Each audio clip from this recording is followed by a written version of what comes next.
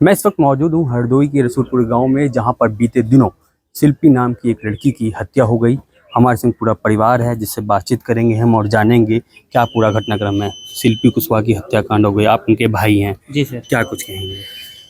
Sir, ये ऋषभ द्विवेदी और इसका बाप प्रमोद द्विवेदी, हम्म ये गुंडई दबंगई की वजह से हम्म कई सालों से हम लोगों को परेशान कर रहा था। हम्म और थाने हम लोग जाते थे, चौकी, थाने, हम्म सीओ, एसपी के पास, डीएम के पास तक हम लोग कई बार गए हैं, मगर हमारी कोई कानून सुनवाई नहीं कर रही थी सर।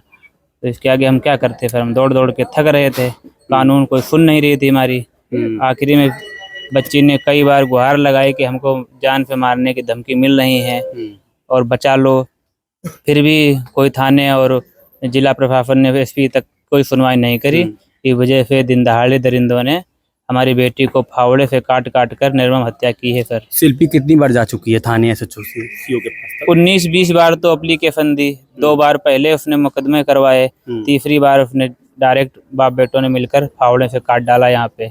इससे ज़्यादा क्या बताऊँ सर। उससे ऊपर किसी शिकायत करिए, विधायक सांसद के पास कभी गए हों कि हमारे संग अन्याय हो रहा है, लगातार हमें परेशान किया जा रहा है? विधायक के पास भी 1-2 बार गए हैं, मगर कोई हमारी सुनवाई नहीं हुई।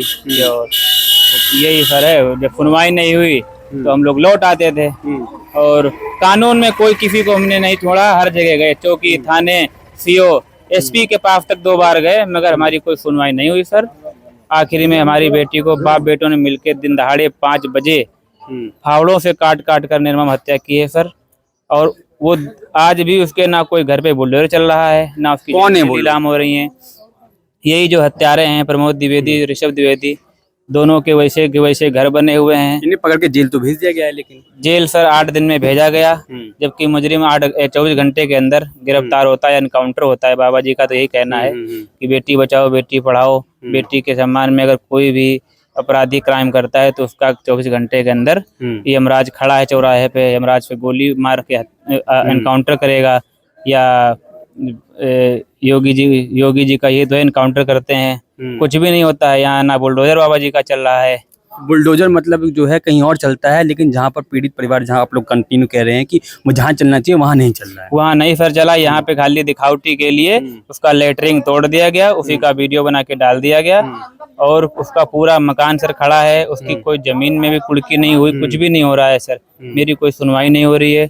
मैं योगी जी से यही निवेदन कर रहा हूँ कि इन अपराधियों के घर पर बुलडोजर चले, इनकी सख्त जांच हो, सीबीआई से एसआईटी जांच हो, इनके अपराधियों के मोबाइल ट्रेस्ट किए जाएं। इसमें जो जो लोग संरक्षण दे रहे थे उन अपराधियों को फांसी हो, उनके घरों में बुलडोजर चले, उनकी ज़मीनें कुर्क हों सर। ये बहुत बड़ा गुरगा है, तो इनको पकड़ा जाए सर। यही हमारी धमकी भी मिल रही है क्या? हाँ, धमकियाँ इधर उधर से बहुत आ रही हैं सर, मगर हमारी कोई सुनवाई अभी तक नहीं हो रही है। और हमको भी कोई पता नहीं हम लोगों की कब हत्या हो जाए। तो 2 लोग खाली गिरफ्तार हुए हैं और इसमें कई लोग शामिल हैं सर। इनको जल्द से जल्द जांच करके पकड़े जाएं, यही हमारा योगी जी से निवेदन। इसकी लापरवाही समझ में आ रही है पूरे मामले ये में? लापरवाही सर पूरी पुलिस कानून की है। पुलिस ने हमारी कभी सुनी नहीं, जब एसपी महोदय तक नहीं सुने, डीएम नहीं सुने, थानेदार नहीं सुने, तो हम कहाँ जाते सर। हमारी जहाँ तक पहुँच थी वहाँ तक हम जिला तक जाते रहे, मगर किसी ने हमारी सुनवाई नहीं करी सर। सुनने में आ रहा है थाना अध्यक्ष को सस्पेंड कर दिया गया है। अब वो जब हमारी बच्ची ही खत्म हो गई तो सस्पेंड होने से क्या होता है सर।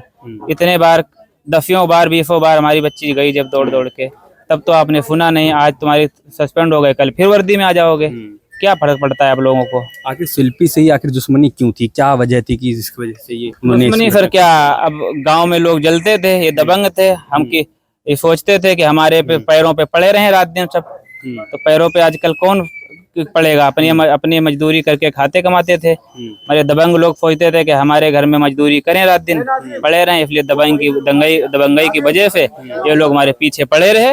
आखिरी में निर्मम हत्या हमारी बेटी को फावड़ों से काट काट कर दोनों बाप बेटों ने किया है सर। आज अखिलेश यादव आने वाले हैं, क्या कुछ कहेंगे उसके मामले में? आपसे मिलने के लिए आ रहे हैं। हम तो माननीय जी से गुहार यही लगा रहे हैं कि हमारे को न्याय मिले सर, और हत्यारों को फांसी हो, इनके घर पे बुलडोजर चले और इनकी ज़मीनें कुड़क हों, और जितने भी इसमें संरक्षण दे रहे थे, संलिप्त हैं, उनकी जांच हो, उनको फांसी हो, उनके घरों में बुलडोजर चलें सर। यही हमारी मांग है योगी जी से। अखिलेश यादव कह रहे हैं कि हम न्याय दिलवाएंगे, हम पीड़ित परिवार के साथ खड़े हैं। जी सर, अब जो भी है शासन प्रशासन जो हमारी, हम तो गरीब आदमी हैं, मदद करेंगे तो उन्हीं के हाथ में सबके है। योगी जी के हाथ में है, माननीय अखिलेश जी हैं, उनके इन्हीं लोगों के हाथ में है न्याय। तो यही लोग, पार्टी की तरफ से कोई आया हो, भाजपा की तरफ से?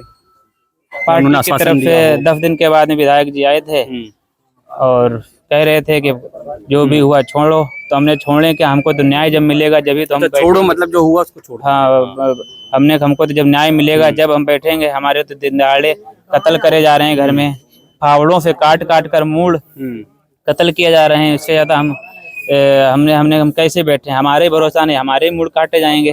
अभी एक हुआ, दूसरा भी होगा, तो हम तो न्याय लेके ही बैठेंगे। फिर जब तक न्याय नहीं मिलेगा, हम हमारी जो भी है मांग नहीं जब तक पूरी होगी जब तक हम बैठेंगे नहीं सर।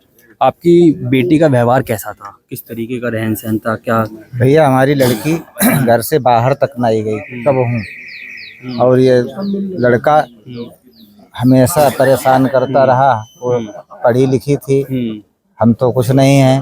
वो जहाँ बताती थी तहाँ हम सारी जगह ले गए। ये लड़का जो बोल रहा है ये सत्य है, बिल्कुल यही सब सत्य ये है। सर जिन्होंने हमारा मारा वो लोग कैसे थे?